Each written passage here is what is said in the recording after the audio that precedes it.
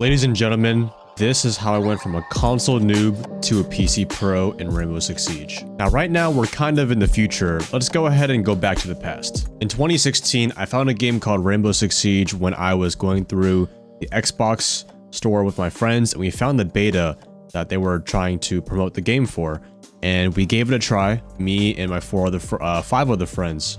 We all played a T-Hunt together, a defending one on the old house. I know if you guys know there was a workshop mode, but we defended hostage. It was a defending T-Hunt, so I could try out all the gadgets, barricade doors, and I fell in love with the game. So for context, what made me want to buy it more is because I came from more of a tower defense game called like Bloons Tower Defense, maybe even Skylanders, but I really liked how every character I played had a very unique ability. And one of my favorite things in games is using my own strategy, because that felt the most rewarding when I would play video games. I also came from Black Ops 3. Black Ops 3 was my very first shooter, so I was really into the search and destroy.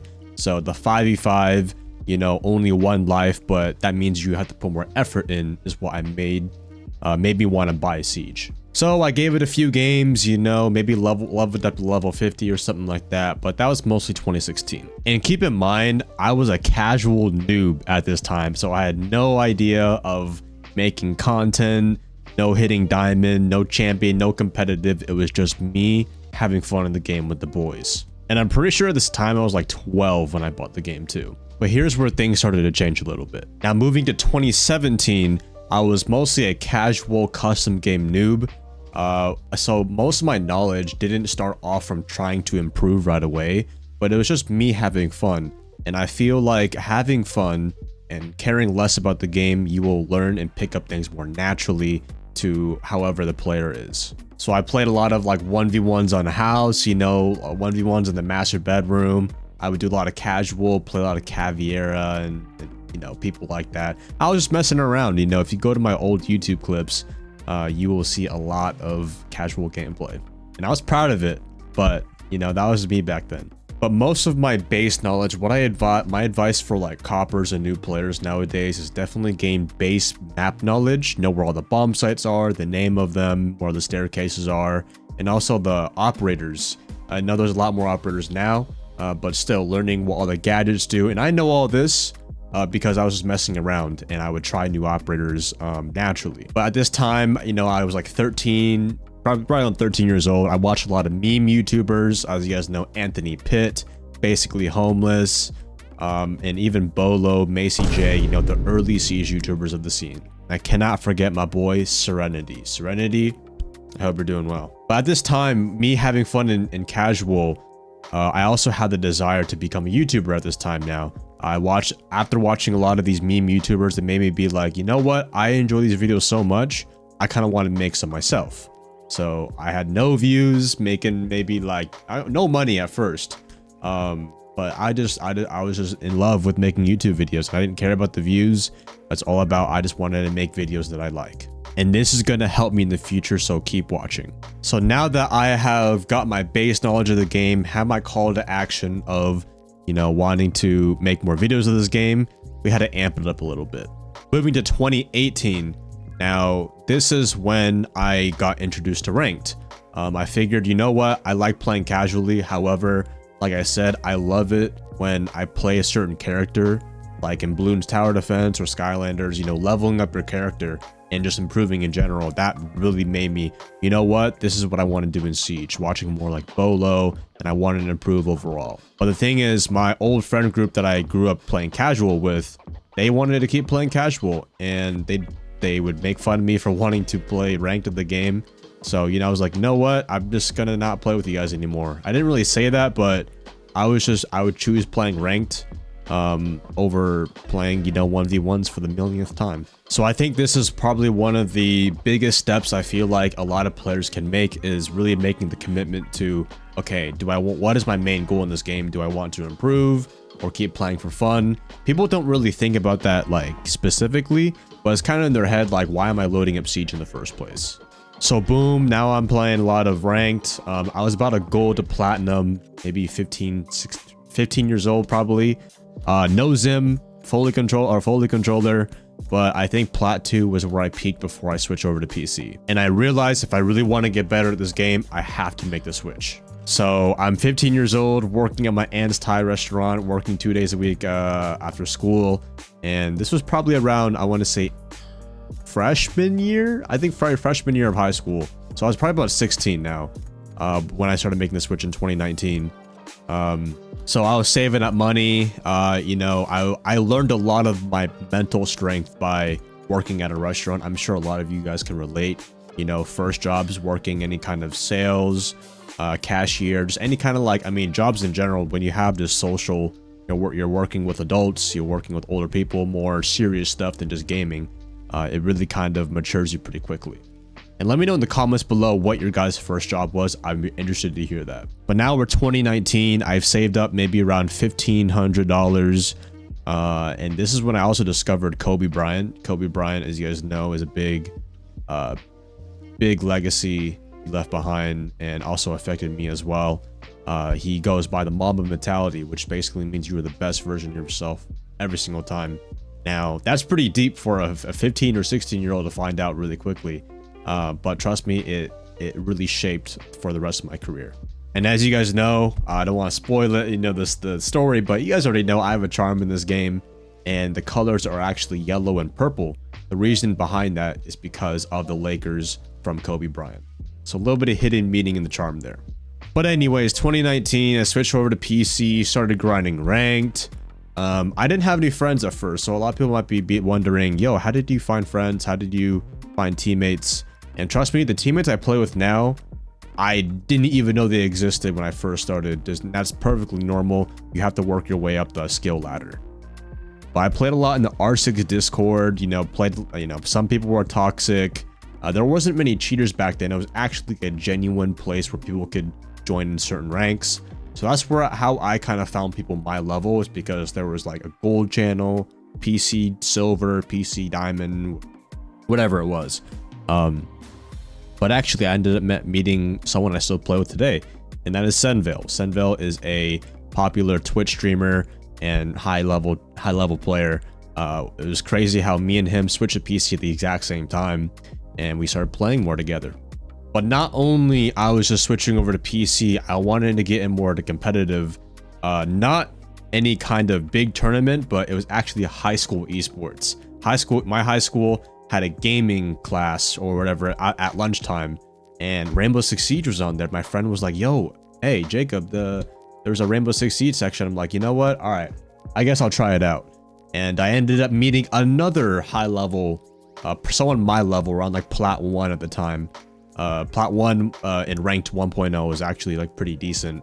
It was like above average in skill level, so it was really, really nice seeing another person in my school play a really good Siege. So his name was Quentin. I actually met him at Subway the other day, and it was crazy. You know, we talked about good times. But at this pace of me being in high school esports, I was involving myself faster in watching good streamers. And overall, when you play anything competitive, you're gonna push yourself to like learn as best you can. So I was extremely nervous playing in 20. I remember my first match, I was literally shaking. Like my hand was like this, bro. I kid you not. It was a lot of pressure, but I needed that further in my journey. So that moves us on to 2020. Now, 2020, you know, I'm about 17 years old. I'm about 17, 18, something around that age. But now I hit diamond for the first time, and I wanted to hit diamond ever since I started playing ranked, which was about 2018, 2 years ago. And hitting diamond for the first time, I don't know, I was so happy back then. Also, this was 1.0, so it was a big achievement for me. I've always wanted to hit it as a player, and hitting it for the first time was it was amazing, man. Is a big goal I had for a while. But I started getting my name out there in high ranks. I started streaming more in the Disrupt organization. As you guys know, that was ex-Astralis. But 2020 was about the COVID year. So this meant, you know, everybody's got to be inside. But that meant more streaming for me. No more school. I mean, Zoom class, bro, I was sleeping, bro. I was sleeping, man. You know, when they would call on my name, I would wake up, oh, what's going on? You know, like it was pretty bad. Like one time, like I fell asleep in the English class, I remember, or like a lot of them, and I wake up and I'm waking up, I close my eyes, everyone's in class. I remember, Jacob, do you have any questions? I wake up and I'm the only one in there. Everyone left, bro. I was like, oh no, I don't got any questions. And I did, but anyways, back to the video, you know. So now that we're in 2021, we're moving up a year now. This is where the main chunk of the PC Pro is created. Now, I graduated high school and I started playing more competitively, and I eventually made Challenger League. Challenger League is the league before Pro League. I don't think it exists anymore just because of how Rainbow Six Esports is wild. It's a very unstable place for careers. However, T2 basically is it's a very high level in the competitive scene. So at this point in ranked, I was, you know, building some of my prime skill. I was only playing with high ranked players and competitive players. So at this point, I have built a pretty good network of players, a good reputation for myself. So it was a lot easier to kind of, you know, put myself out there and just, this is where the ball really started to roll. People kind of knew me mostly for streaming, but in the competitive, people took me more seriously. So I had to take the game more serious as myself. Now, I would say 2021 was a very rough year for me. It was just a lot of work. Balancing competitive from streaming and everyday uploads on YouTube to now screaming every day. So I'm basically living and breathing Siege. As you guys can know, it can be very taxing, especially back then when I didn't know that much. But making Challenger League, it was even more rewarding than hitting Diamond, because Challenger League, I've ever since I started playing competitive, I'm like, you know what? I want to make Pro League one day. And Pro League was probably one of the biggest goals I've had in this game, and in fact in my life right now. So me making Challenger League, I'm like, you know what? This is possible. I need to dial in. However, it was hard because I was playing on Tug of War. One side of me wanted to become the best creator and put as much effort into there, but on the other side, I want to hit Pro League. So I'm kind of stuck right here. I'm like, okay, which way do I go further? Do I fully quit content? Do I fully commit to competitive? It was a pretty hard time for me. I didn't express it as much. I was kind of going through it, but I wasn't, during this whole time, there was no way I'm giving my 100% to each side, because I had to keep feeding one side or the other. But as we played Challenger League, we didn't play the best. However, we did beat one of the best teams. But we got like last place in Challenger League, second to last place or something like that. We were just a brand new team. It was just a pug stack. I think our passion was our strongest point, but our strategies were terrible. They were so bad. It was just us just going in with freaking passion, like, yeah, we're gonna win, you know, and it worked out, man. It was a lot of fun. Obviously we didn't get as far as we wanted to in CL, but it was the experience that, to be honest, I wouldn't want it any other way. I'm really grateful for my teammates. You know, they're my boys, man. I really hope they're doing well right now. In fact, I still talk to some of them. Actually, one of them in the future, you guys will know, actually made Pro League. He's on wild card right now, and that is Adam. So moving on to 2022 now, I finally hit champion. It wasn't as rewarding because that was during my 24-hour stream. Is like, you know what, champ's pretty good, and this was 1.0 champ. So I think I started on the top 500. Then eventually my highest ever was like top 200 in the world. So champion was pretty nice, but you know, it was just another shiny rank. But this is where it gets pretty hard. We lost our Challenger League spot. And we didn't just lose it just because we got last place. It was because one of our teammates actually sold us out. Now, I'm not going to say his name. I'm not going to like put his name in the dirt. However, I forgave him. I don't know about my other teammates, but it was really hard because imagine it, like you work so hard for something and all 5 of us have this promise together that we're going to make it out and we're going to keep working on our problems no matter how hard it gets. That is promised to all 5 of us between us. At the end of the day, we do understand it is a business. It is work. Emotions have to stay out of it. but it was a pretty low blow. So he was the captain of the team, the captain role.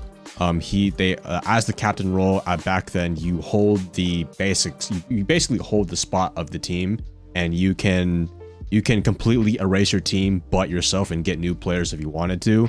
And the thing is, like, again, we were promised together that, you know, we would make it far in the league, we would work things out, and then like the day comes, we don't hear anything from him, and we find out that, you know, we're like, okay, you know, hey, our agreement was that you hand over the spot, so it's in all 5 of us. That way we can, you know, we can figure it out together. However, he didn't say anything of that, and it was just something dealt behind our backs. So we didn't have much control of it. It was a hard time for all 4 of us that were left. However, we were like, you know what? If he wants to make his own team, go for it. We don't want anything to do with him anymore. But I hope he's doing well now. You know, again, that was a time back then. However, we were like, you know what? The 4 of us, let's go pick up another person and let's make Challenger League again. And that's what we did. So we played the Challenger League quals again. And keep in mind, these are like back-to-back 8-hour sessions of pure gaming. Like, you know, like back-to-back. Okay, you beat this guy. All right, we're moving on to the next. Like, because a lot of other people want to make Challenger League, but we made it twice in a row. And we actually tried out a lot of other people. And one of them is actually in Beast Coast right now. That is Mr. B. He is an IGL. He's a very vocal, good player. So I've definitely had my fair share of playing with past pros. They're all good players. I'm very happy that they're in Pro League now. So that was kind of the backstory of the Challenger League spot. So now that we make Challenger League again for the second time, you know, a whole stage goes by, and we did pretty good. We did like decent for the first half, but then we kind of fell down to about again of just a very low placing in the league. That wasn't really, you know, the main issue, but for me at least, like my performance wasn't doing as well, again because I'm still in that tug of war of, you know, do I want to commit more to content or do I want to commit more to my dream of Pro League?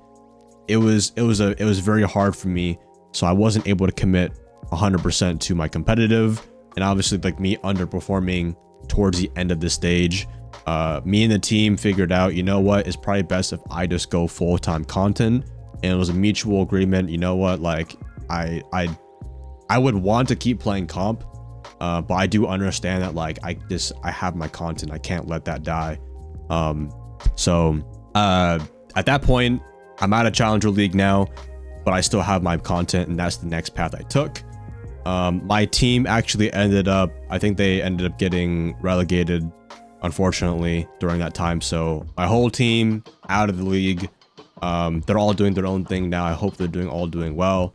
But that whole year and a half of competing was, honestly, it fulfilled me. You know, the fact that I got halfway, very close to Pro League, that a lot of other players can't really get to, that really kind of, you know, I was like, you know what, I'm okay with that, and I can kind of let that dream of Pro League go a little bit and really focus. And, you know, that door closed, but a new door opened up, which was for hitting 100,000 on YouTube. So I went full-time on content.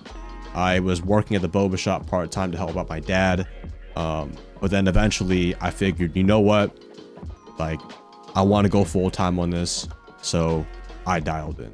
So now this is about the spring of 2022, and then now I'm full-time for the rest of 2022 to the summer. And when I tell you we dialed in, we dialed in. I went from 23,000 subs on YouTube and then hit 100,000 in September. It was, like I said, hitting 100,000 on YouTube was probably very close to making Pro League. Probably not as much, but it was, like I said, that door closed for new ones to open up, and I really tapped into my content side. So now from 2022 all the way to now from 2022 all the way from 2023 in the present, I hit 100,000 on YouTube. I got my own charm in this game. I basically maxed out the stats for an R6 streamer. All that's left now is 1 million subs on YouTube. But even until then, I know when I hit 1 million subs, I'm still not going to be fulfilled.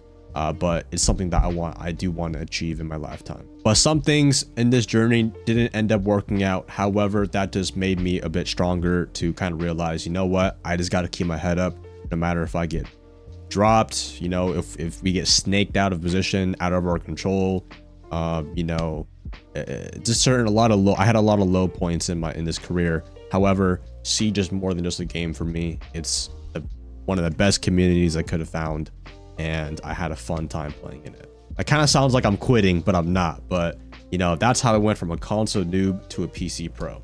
Hopefully this can kind of give you some insight. Maybe if you are in a certain stage similar to mine, I can help you guys out on your journey as well. But please let me know in the comments below how your Siege journey is going. My name is Athieno. Get my charm on my stream. I stream almost every single day on there, but nothing less. I'll see you guys in the next video.